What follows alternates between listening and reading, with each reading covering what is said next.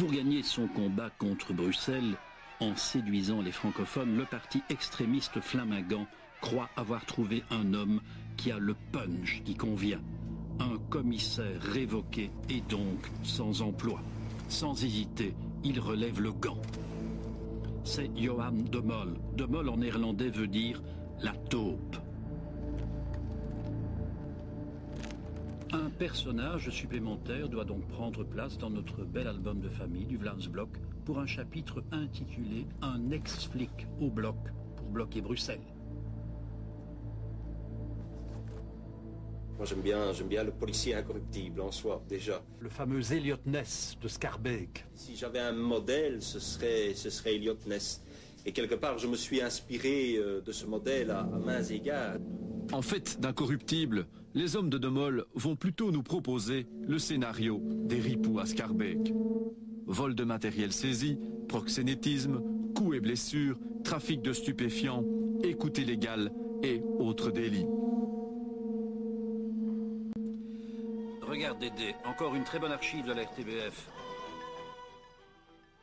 Une excellente enquête sur l'ex-commissaire en chef de la police de Scarbeck.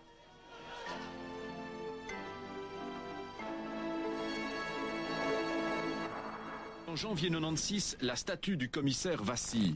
Il est soupçonné d'avoir fréquenté au début des années 80 le Front de la Jeunesse, un groupuscule d'extrême droite auteur d'actions violentes. À différentes reprises, Johan de Mol nie tout. Je nie tout avoir appartenu à un quelconque groupement d'extrême droite. En juin 97, les mensonges du commissaire sont mis à jour par la publication de son bulletin d'adhésion.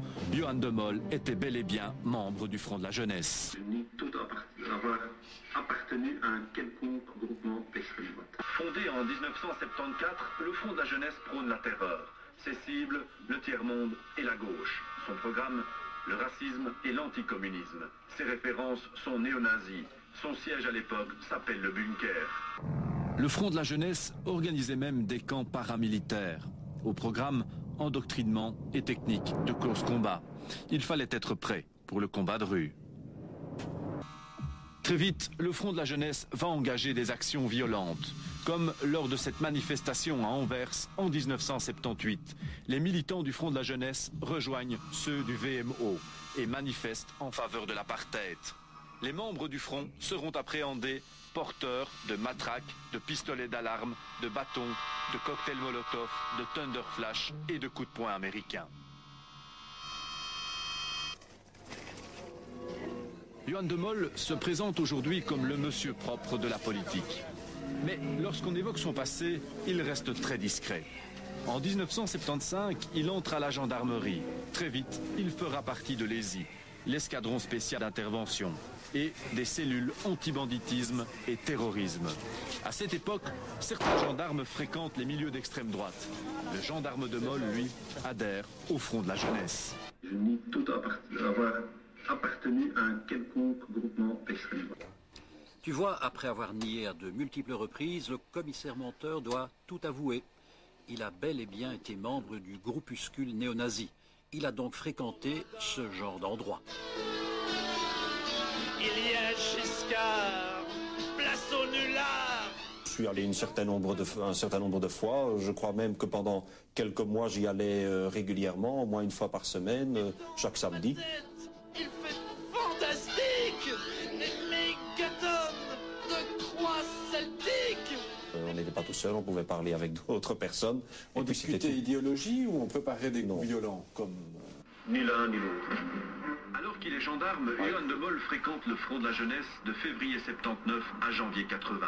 C'est pourtant durant cette période que certains membres du Front s'attaquent à des colleurs d'affiches et à l'association belgo-vietnamienne, incendient les maisons de jeunes de Scarbeck et de Forêt, ou agressent violemment des militants de gauche. Un déchaînement qui fait la une des journaux.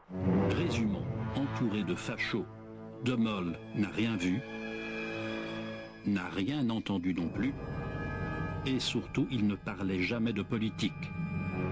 Alors, ou bien pas très futé, le super poulet admirateur d'Elliot Ness pour fréquenter durant plus d'un an ce genre de zigomard et se croire au patronage, ou bien de Mol, taupe d'extrême droite à la gendarmerie, est un fief et menteur. Tout ce que j'ai fait là, c'est aller prendre mon verre lors de réunions, de soirées. Vous y êtes allé 2 fois, 4 fois, 10 fois? Je sais pas moi, peut-être une vingtaine de fois, une trentaine de fois, je n'en sais rien. Sur toute une bonne année à peu près.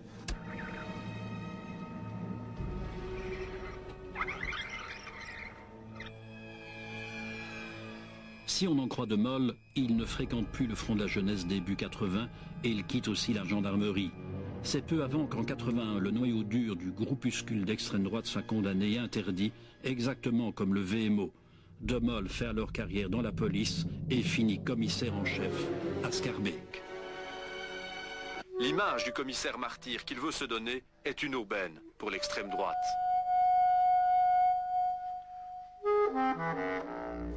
Un mois après avoir été chassé de la police, Johan de Mol tombe le masque et rejoint le Vlaams-Blok. Il sera tête de liste à Bruxelles aux prochaines élections. J'ai toujours eu le sens des réalités. Il exhibe sa nouvelle carte d'identité flamande et opte pour les arguments haineux du bloc. La stratégie des blockers est claire. Pour conquérir Bruxelles, ils doivent attirer les voix des francophones. Leur cheval de Troie sera Johan de Mol. De salle en salle, le politicien joue au policier qu'il n'est plus et promet de punir les méchants. Ik stel u voor, beste vrienden, op 13 juni 1999. Laat ons allen voor het Vlaams Blok stemmen en laat er ons voor zorgen dat we dit corrupte regime eens goed afstraffen. Ik dank u. Regarde au premier rang applaudissant De Mol, un des meurtriers de Georgien, Raoul van Wallegem.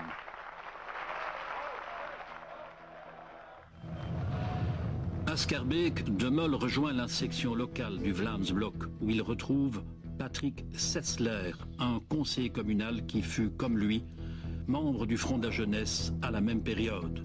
Je nie tout avoir appartenu à un quelconque groupement d'extrême droite. Facho notoire, Patrick Sessler a été condamné en 88 pour propos racistes et xénophobes. Et ce facho pur jus s'est aussi fait fièrement photographier faisant le salut hitlérien sur la tombe du dictateur espagnol Franco. Sans état d'âme, De Mol rejoint donc le parti flamingant.